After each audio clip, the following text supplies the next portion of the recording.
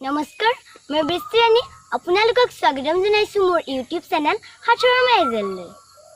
এক নং হাথৰটো হৈছে চফা হ'লে ক'লা হয়, লেতেৰা হ'লে বগা হয়।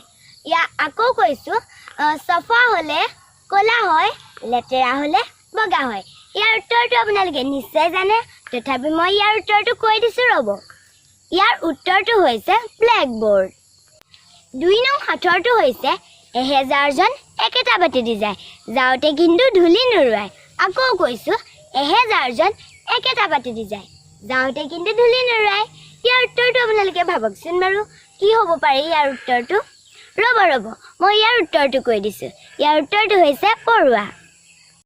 ৩ নং হাথৰটো হৈছে দুজন ককাই ভাই, ইজনে সিজনক খেদিলেও লগ নাপায়। আকৌ কৈছোঁ দুজন ককাই ভাই, ইজনে সিজনক খেদিলেও কিন্তু লগ নাপায়। ইয়াৰ উত্তৰটো আপোনালোকে ভাবকচোন, ইয়াৰ উত্তৰটো কি হ'ব পাৰে? ৰ'ব মই ইয়াৰ উত্তৰটো কৈ দিছোঁ। ইয়াৰ উত্তৰটো হৈছে আমাৰ চকু দুটা। কেনে লাগিল বাৰু আপোনাৰ এই হাথৰটোৰ উত্তৰটো জানি?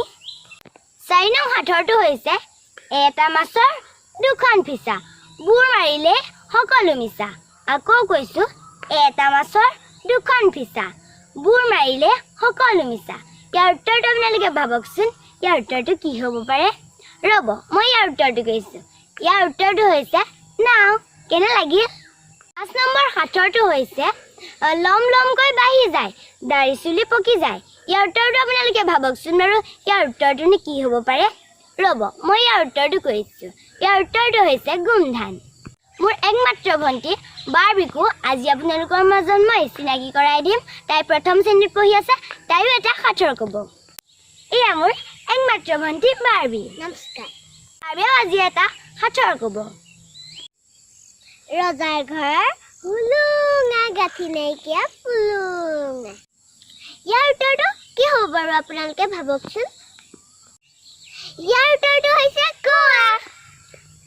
মোৰ হাথৰটো ভাল লাগিলে বেয়া লাগিল কমেণ্ট কৰি জনাব আকৌ।